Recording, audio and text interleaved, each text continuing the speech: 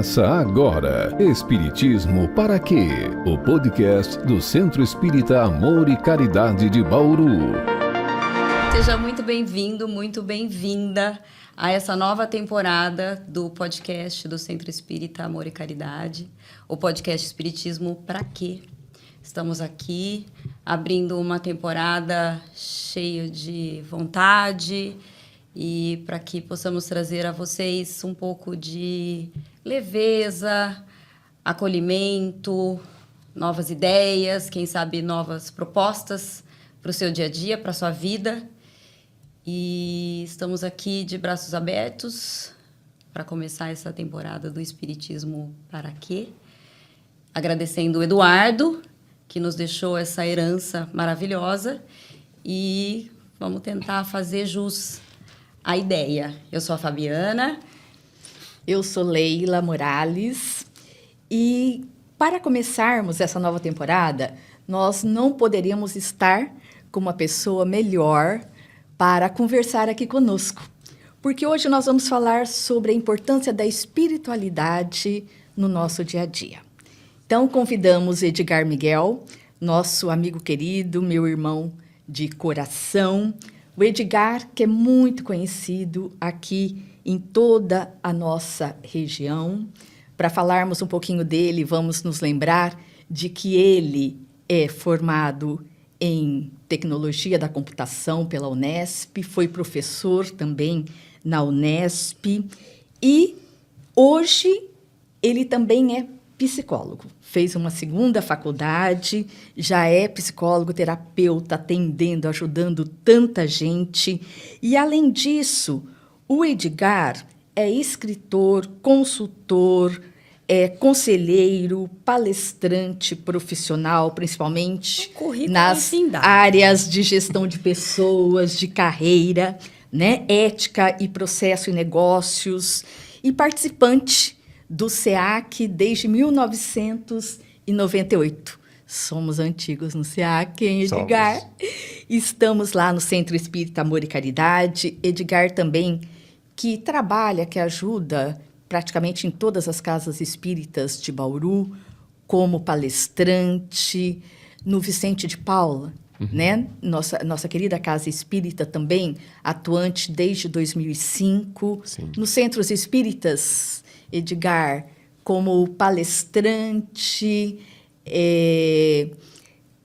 assessor em todas as áreas, né? Não trabalhando como passista. Pessoa melhor para exatamente abrir essa temporada aqui. Esclarecedor nas reuniões mediúnicas, trabalhando com atendimento fraterno, nos ajudou muito na USE também, por quase 20 anos, como presidente ali do Departamento de Doutrina, né?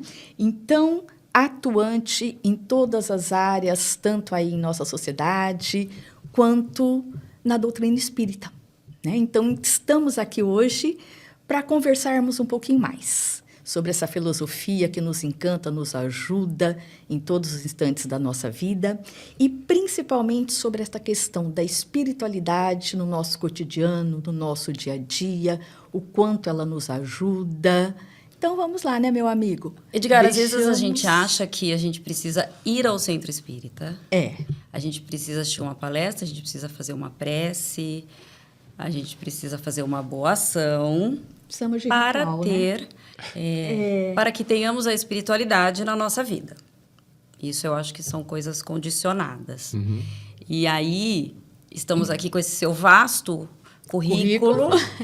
E aí que a gente queria poder passar para as pessoas que estão nos ouvindo agora, que não frequentam uma casa espírita, que não têm o espiritismo como religião, como filosofia, que não têm o hábito de estudar, de ler os livros milhares que nós temos.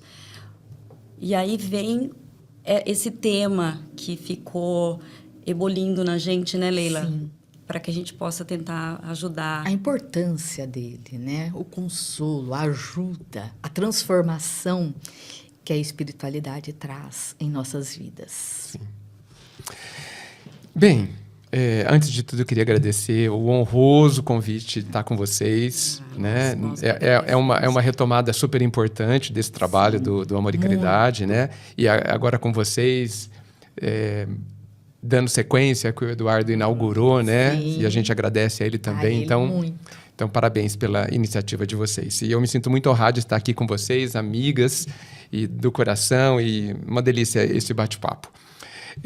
De fato, eu não vejo como absolutamente necessário ou essencial que a gente frequente a casa espírita. Mas eu reconheço, não poderia deixar, de que a casa espírita é um excelente lugar e uma grande oportunidade para que a gente crie uma disciplina, para que a gente tenha oportunidade de exercitar o relacionamento e de, trabalhando ou não na casa espírita, a gente possa desenvolver algumas coisas dentro de nós. Né? Porque muitas vezes o trabalhador espírita pensa que está essencialmente ajudando alguém. Evidente que isso é verdade, né? Mas eu penso que mais do que isso, ele está, vou colocar assim, num longo tratamento, sabe? Uma longa e muito importante oportunidade de autotransformação. Porque, assim, eu preciso pensar, e gosto muito de pensar, que quando nós trabalhamos em atividades como essa, e eu entendo que em outras denominações religiosas esses trabalhos também existem, o trabalho de acolhimento, o trabalho de orientação, aconselhamento. Quem faz o trabalho está em processo de aprimoramento. Ele não está pronto. Ele, na verdade, talvez nem saiba o trabalho fazer com excelência, né? Mas ele se aprimora no caminho, né? No contato com quem busca, né? No relacionamento do grupo do trabalho, que social, é sempre... Sim, porque é sempre desafiador o relacionamento, né? E é onde nós temos as grandes dificuldades. Ali a gente tem chance de automelhoria. Então, trabalhar na casa espírita ou trabalhar em qualquer situação onde você pode ser um diferencial positivo para alguém é sempre e muito para si. Por isso que eu chamo de tratamento. E quais são, por exemplo, as situações onde eu posso trabalhar e ser um diferencial para alguém não estando dentro de uma casa espírita? Essa é uma questão ótima, Fabiana. Por quê? Porque eu acho que, por hábito, ao longo aí de séculos, né, a gente compartimentalizou um pouquinho a nossa vida. Então, assim, de segunda a sábado, segunda a sexta, a gente trabalha. Isso. Tá certo? E sábado, domingo, a gente cuida das questões religiosas, podemos pensar. A gente não pode esquecer que o domingo, que é o Dominus Dei, é o dia dedicado ao Senhor. Tá certo? Exatamente. Então, isso desde não sei quando. Sim. Né? Milênios. Sim. Então, ficou um pouco compartimentado. Fomos condicionados. Mas condicionados a isso. E nós, brasileiros, principalmente, né, nós sabemos que a nossa nação né, particularmente católica. Nós tínhamos aquela ideia de ir à missa aos domingos, né? Que, na verdade, era mais um programa social do que religioso. Tem a roupa de domingo, né? Tinha a roupa de domingo, sim. Era o passeio do domingo. Então, era ir à igreja. Então, nós condicionamos, né? Sim. Mas nós vemos que vai muito além disso. Vai muito além disso. Mesmo esse condicionamento, ele tem seus aspectos positivos. Sim, de irmos sempre. à missa no domingo. A rotina é né? importante. A rotina é importante. Você criava uma oportunidade de busca ali. Né? Então, tem várias camadas nessa questão. Então, eu penso, respondendo a sua pergunta, que a gente precisa ampliar isso. Nós podemos, sem a menor dúvida, cumprirmos o nosso papel, vamos chamar assim, espiritual, tá? Ligado à espiritualidade, em 100% do nosso tempo. Sim. Né? No meu trabalho, na minha casa, na rua, a hora que eu estou fazendo uma compra... enfim, a hora que eu estou com qualquer tipo de pessoa, exatamente, eu tenho a oportunidade de fazer algo. Né? Vamos resumir, para fazer caridade, vamos pensar assim. Né? De fazer o bem a alguém. Tá. Isso. Né?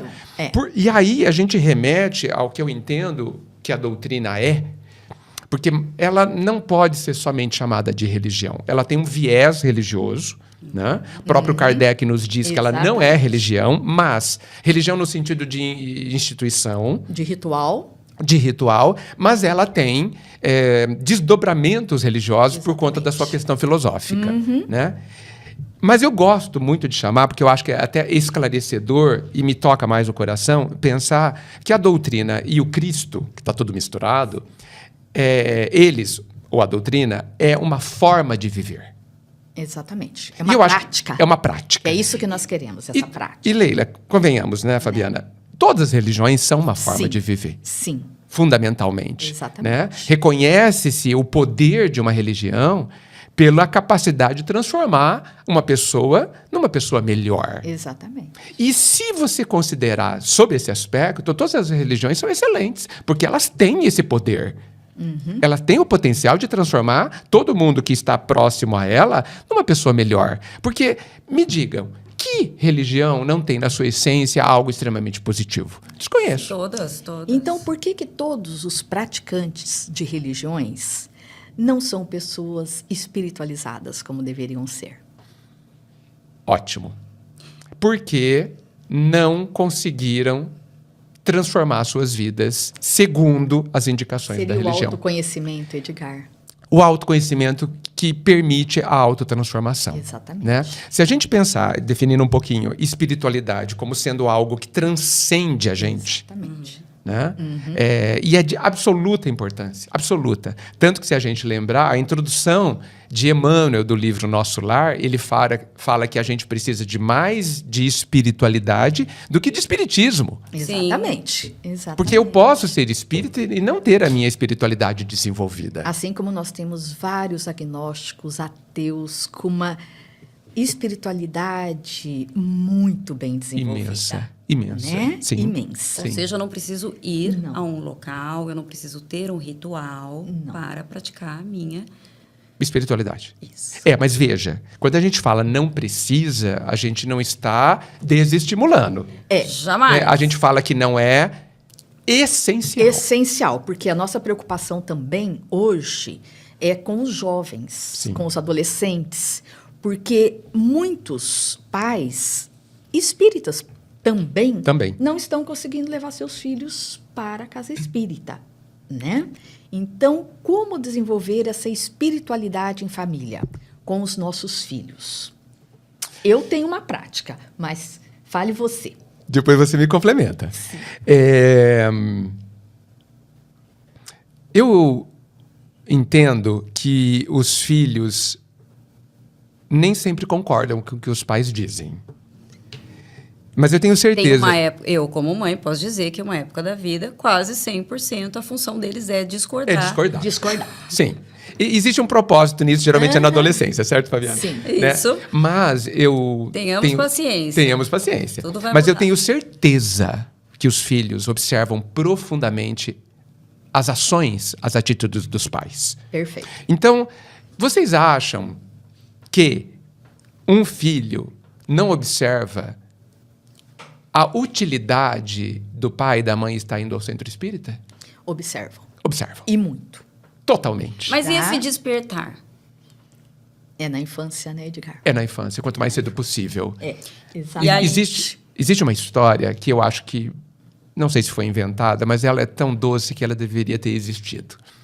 Que conta que Jesus veio visitar uma família e viu um pai, no caso era um pai, orando diante do filho. Como se fosse assim: filho, vamos orar juntos ao nosso Senhor, ao Pai, de todos nós. E Jesus, vendo essa cena, se ajoelha diante deste pai, encarnado, vivo, né? Por quê? Porque esse ato de um pai orar, se dobrar diante de um filho é altamente educativo na questão da espiritualidade. Porque ele está dizendo para o filho, e o filho, e ele ali, a referência do filho, de que mais do que ele existe um outro ser, né? Um criador, um que cuida de todos, a quem esse filho um dia poderá recorrer quando precisar. Esse exemplo, gente, Exatamente. é muito transformador. O que a gente pode pensar também que se esse filho tiver isso em mente, na falta do pai biológico, né? Sim. Enfim, do que está dando exemplo, Sim. nós podemos recorrer ao nosso pai. Sim, nós temos um lugar, alguém que pode nos apoiar invariavelmente. E nós, espíritas, nós temos a questão do evangelho no lar, né, Edgar? Que o evangelho no lar, as crianças, além de nós levarmos a educação infantil espírita, o evangelho no lar, ele acolhe, ele une, ele desperta muito. Sim. Né? Eu tenho, em casa, é um exemplo vivo, né? As meninas, nós fazemos o evangelho no lar desde sempre, né? Eu e o Paulo de berço espírita, os dois, e as meninas amavam. E nós trazíamos livrinhos infantis, né? Voltados para a doutrina, para estudarmos com elas, e foi tão interessante que houve uma época, quando elas estavam na pré-adolescência, 10, 12 anos, que elas reclamaram. Tá? Pai, tá muito fácil isso aqui. Será que não daria para a gente estudar algo mais consistente? E nós começamos a estudar o Livro dos Espíritos, no Evangelho. Uma perguntinha. E discutíamos muito aquilo. Era muito gostoso, muito divertido, todos muito à vontade, sabe? E isso foi consolidando cada vez mais. Sabe? Então, eu acho que esse desenvolvimento da espiritualidade nasce no lar. Nasce na prática, exatamente no exemplo dos pais. O exemplo arrasta. Arrasta. Arrasta. Existe um prêmio Nobel da Paz, se não me engano, década de 50 do século passado, eu não lembro o nome. E ele diz uma coisa muito impactante sobre o exemplo, Fabiana. Ele diz que o exemplo não é a melhor forma de educar, é a única. É a única. Então, assim, o evangelho no lar, ele entra como uma prática extremamente importante. Nós sabemos que existem vários desdobramentos positivos sobre ele. 2 pontos que eu ressalto na questão do evangelho. Primeiro, ele não é um momento para mandar recado. Exatamente. Tá certo? Principalmente os cônjuges, os pais. Né? Tem que ter muito cuidado. Quem vai ler não deve ler mandando recado para o marido ou para os filhos. Não é esse o propósito. Sem acusações. Sem acusações. Sem. Tá? É sempre para cada um. E cada um absorve ou pega para si o que precisa. Esse é o primeiro ponto. Segundo ponto.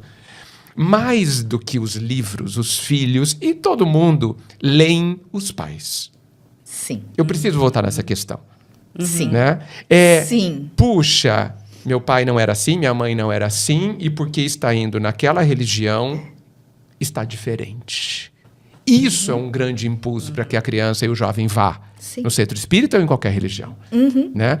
E a falta desse estímulo, ou muitas vezes dessa obrigação dos pais dada aos filhos, pode ser extremamente prejudicial e fazer extremamente falta ao filho e à filha, no futuro, quando os pais não estiverem, ou mesmo se estiverem, Fabiana, quando eles precisarem. É o apoio. É o apoio? É o apoio. E, por exemplo, a Leila teve essa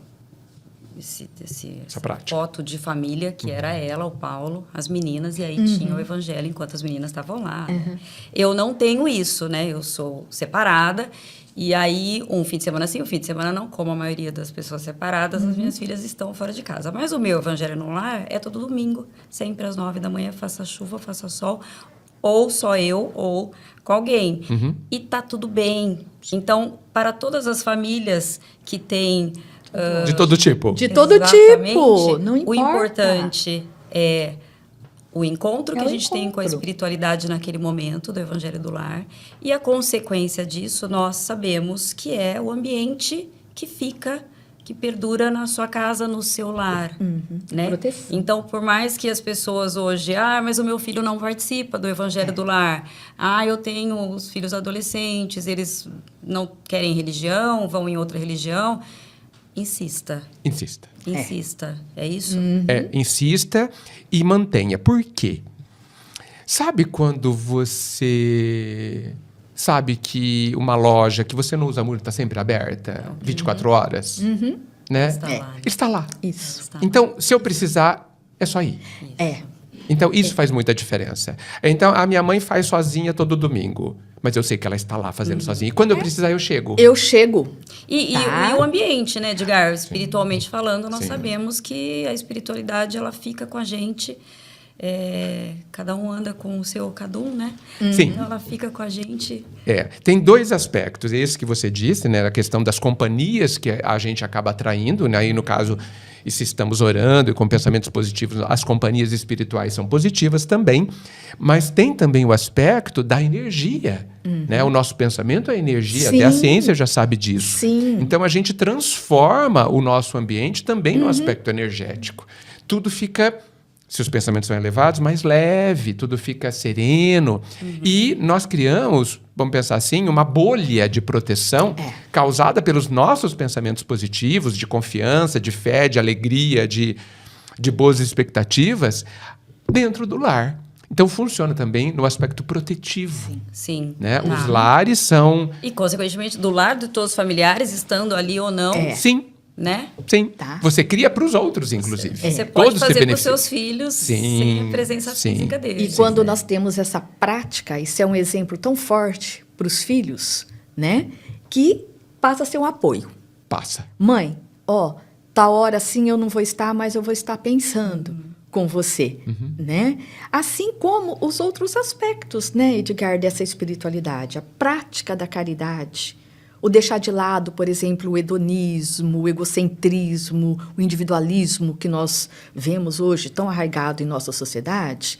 Então, nós vamos, né, modificando, tá? Com quem nós convivemos, mas principalmente com os filhos, nós vamos mostrando uma outra forma de ser, Isso. né, de agir. E eles percebem que isso faz muito bem, Mas, nossa... que isso dá certo. Sem dúvida. Porque, gente, no final das contas, se a gente observar como a vida ocorre, né?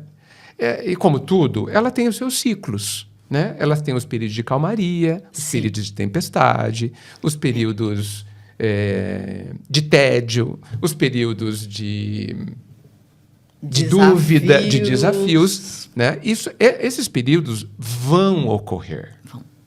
Não nos iludamos, né? Os que nos ouvem vão ocorrer. Porque até agora a gente está falando de um cenário ideal. Sim. Tá todo mundo lindo. Sim. E aí, o que eu faço quando eu tenho um familiar que eu não me dou bem, quando eu tenho uma doença incurável, quando eu tenho... Nas adversidades. Sim. Como que eu posso usar essa espiritualidade, o espiritismo, a espiritualidade, a meu favor?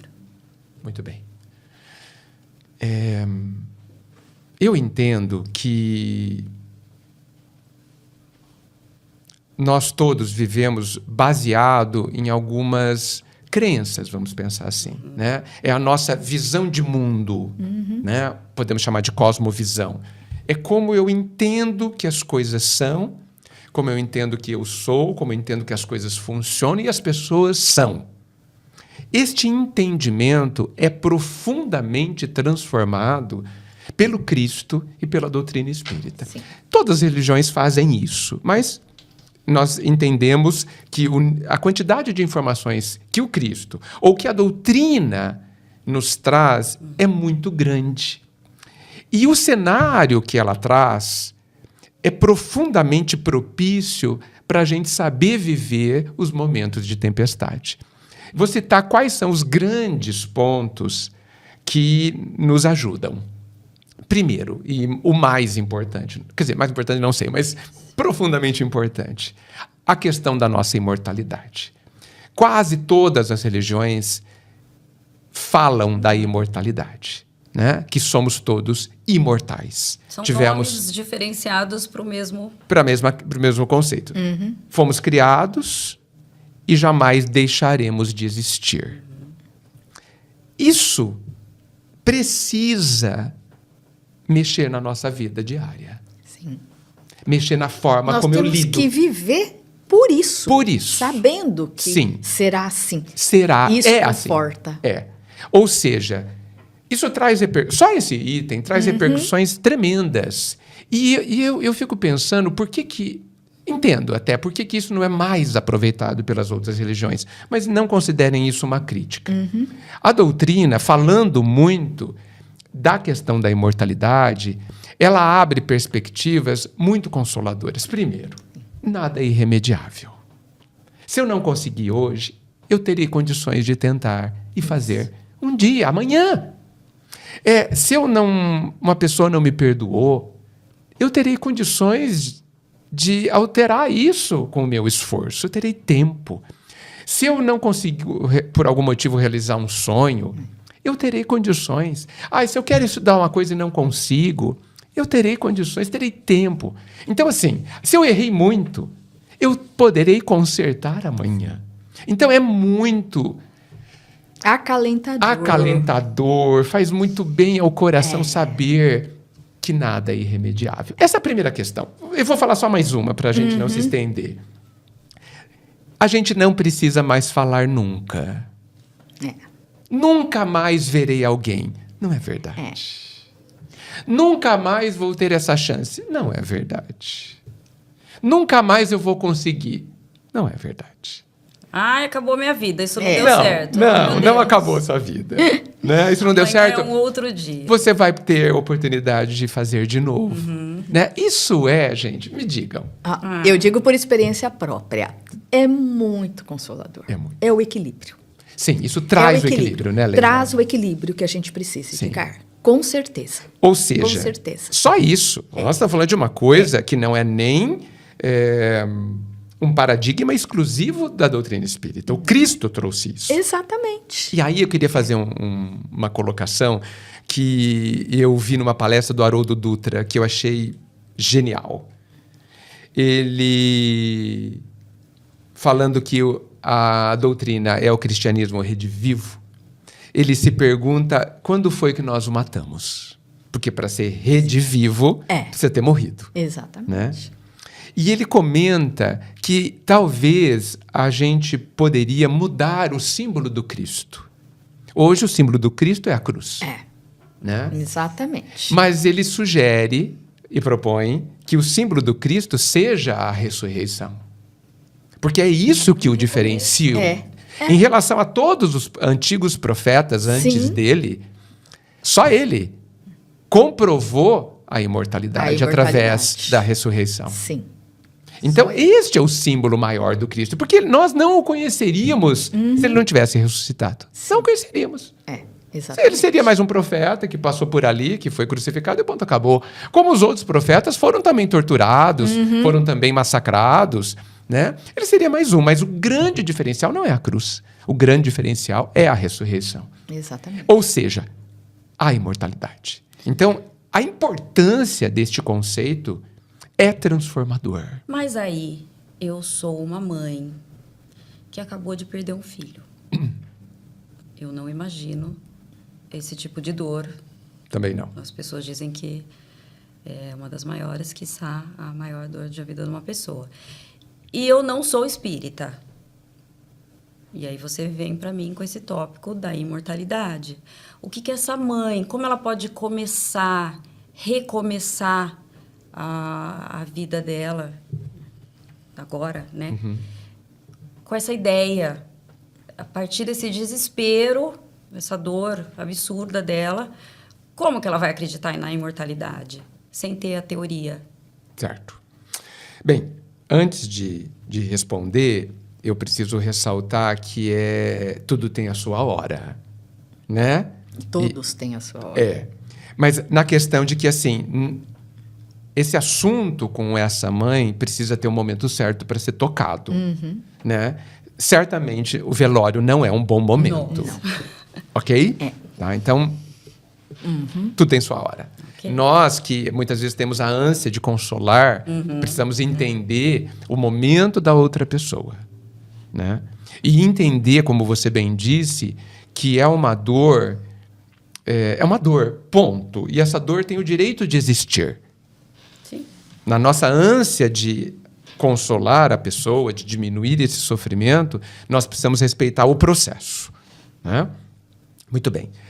Outro ponto que eu acho importante colocar, que essa dor ela tem camadas e ela tem razões que geralmente são diferentes de pessoas para pessoa.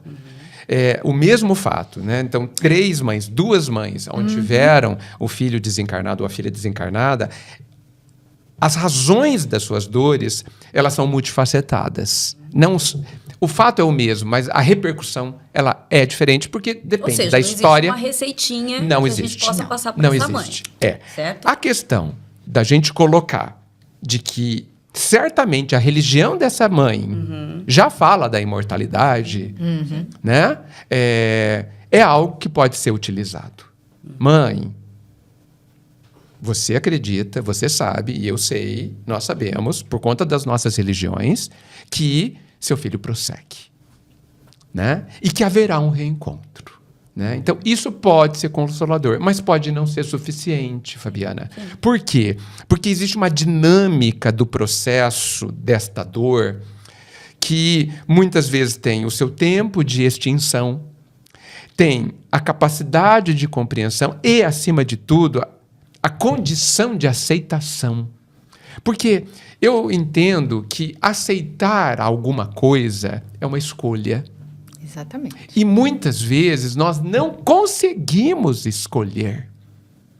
Há uma dificuldade de enxergar a realidade e não discuti-la. Entende?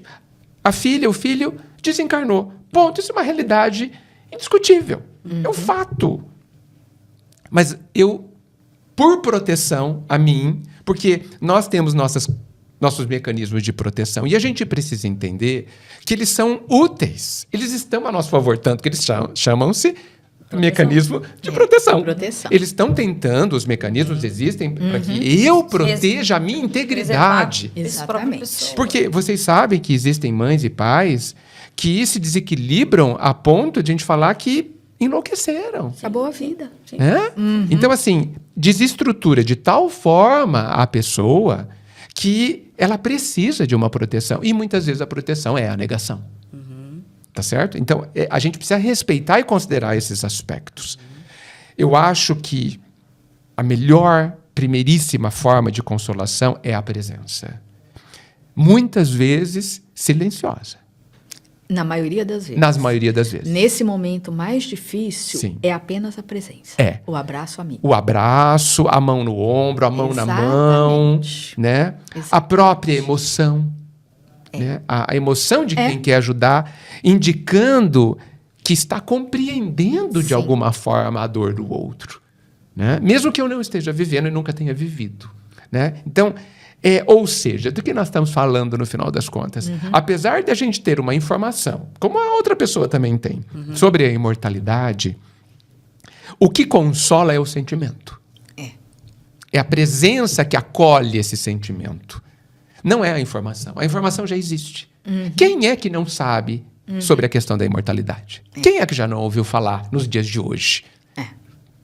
Quase 100% da população.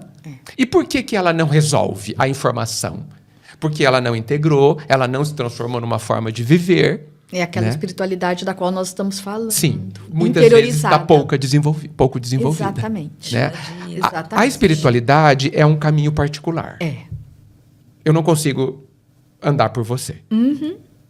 Às vezes eu não consigo nem te dizer como é. Eu só consigo demonstrar. Sim. Aí voltamos ao exemplo. A minha atitude diante das minhas dificuldades, diante do outro, diante de todas as situações que estão sempre sendo observadas, vão dizer para a pessoa os benefícios da espiritualidade. E quais seriam, a gente falando de forma bem simples, exemplos de uma pessoa espiritualizada para você? Muito bem. Vamos falar para uma pessoa, né, de uma forma simples. Prática. Quais seriam os exemplos? Eu quero me espiritualizar. Por onde eu começo? É muito fácil, gente. Anota bem aí. Simples. Presta atenção. É como fazer um bolo de tão 2 colheres de... Sim.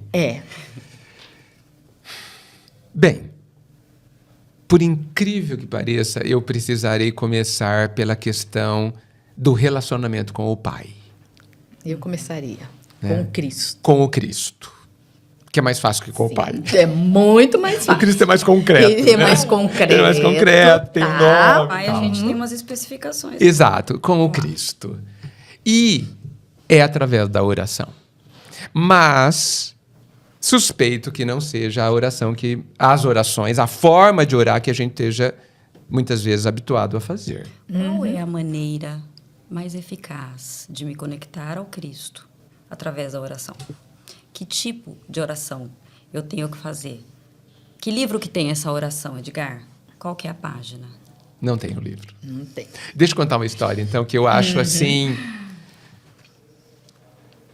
muito impactante. Essa história merece, que pelo jeito é verdadeira, merece anos de reflexão ou de estrada.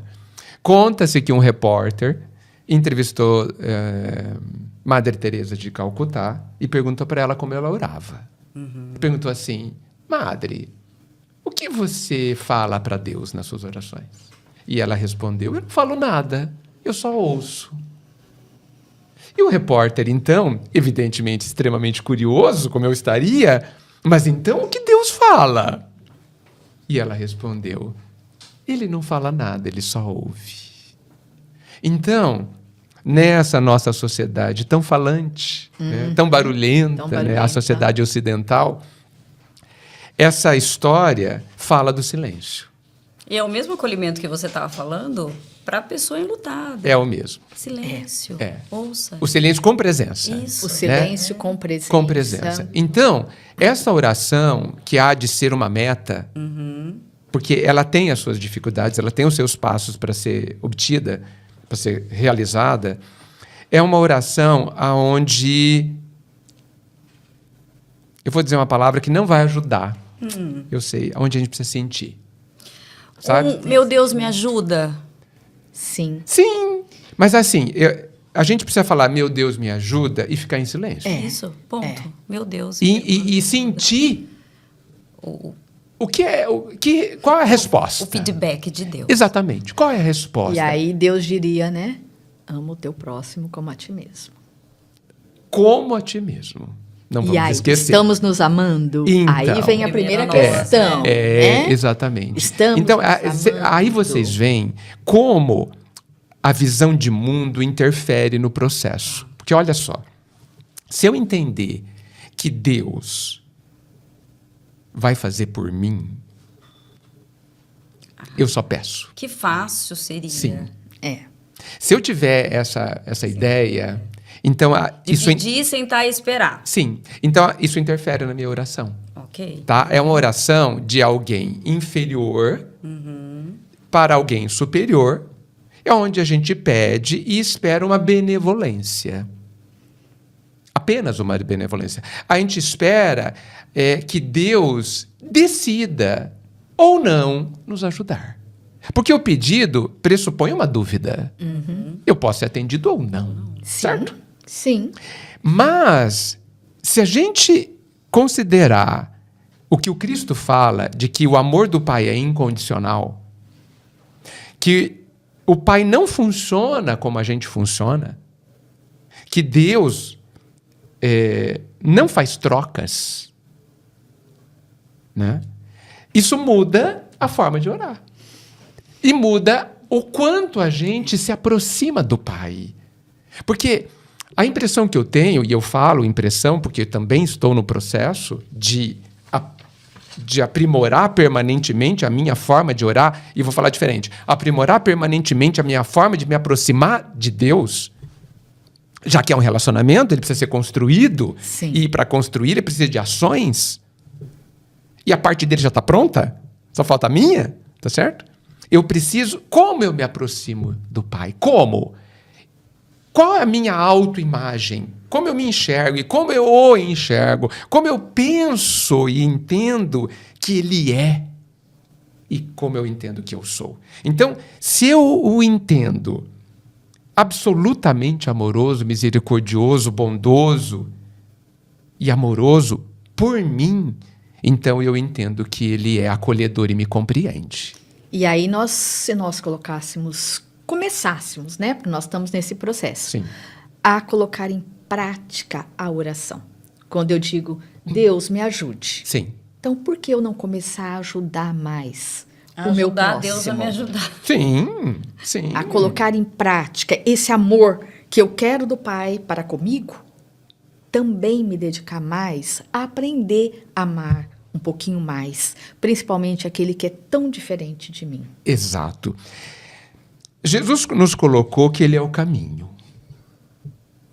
E, como você está sugerindo, o caminho precisa ser caminhado. Sim, precisa. Não é porque um Atitude caminho precisa que eu não acontecer. caminhe serve para quê? Não, a atitude precisa acontecer. Precisa acontecer, então eu preciso dar os passos. Exatamente. Eu entendo que Jesus não nos deu uma obrigação.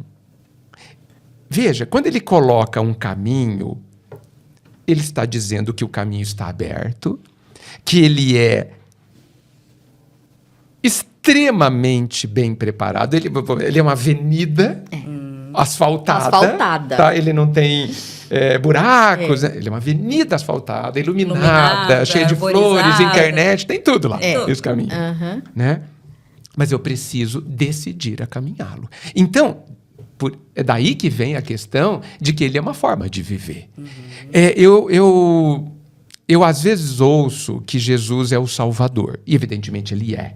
Mas ele é um Salvador que tem algumas características. Sim. Ele é um Salvador que nos ensina a nos auto-salvarmos. Ele não vem aqui e nos resgata no sentido de deixa que eu faço e você não faça nada. Não é. Por quê? Porque lembra quando Jesus chegava nos lugares e ele falava, eu vos deixo a minha paz? Sim. Muito bem. Eu penso que ele fazia isso para nos dizer, nos estimular a construirmos a nossa paz. Porque ele pode nos dar a paz. Mas isso significa que nós sempre vamos depender da paz dele. Essa questão do dar, né? Do dar. A gente se apega muito a isso, Sim. né? Deus vai me dar, Jesus vai me dar. Por isso né? que a gente só pede. Por isso que a gente pede. Exatamente. Então, a oração, ela fica... veja, eu prefiro uma oração que só peça a oração nenhuma. É preferível, sem dúvida. É um começo. É uma reconexão. Mas esse começo, sim, pode e precisa ser superado, no sentido de que eu vou entender que Deus vai me dar. Mas o quê? Então, apesar de Deus já saber tudo que ele vai nos dar, tudo que nós merecemos, Sim. tudo que nós comportamos, Sim. né? Eu posso pedir 10 coisas. Sim. Mas existe um porém. Existe um porém. E Jesus deixou qual é o porém. Ele disse assim, tudo que pedires em meu nome será atendido. A gente precisa entender o que é em meu nome. E não é dizer, Deus, em nome de Jesus, me atenda. Não é isso. Jesus é extremamente mais profundo que isso.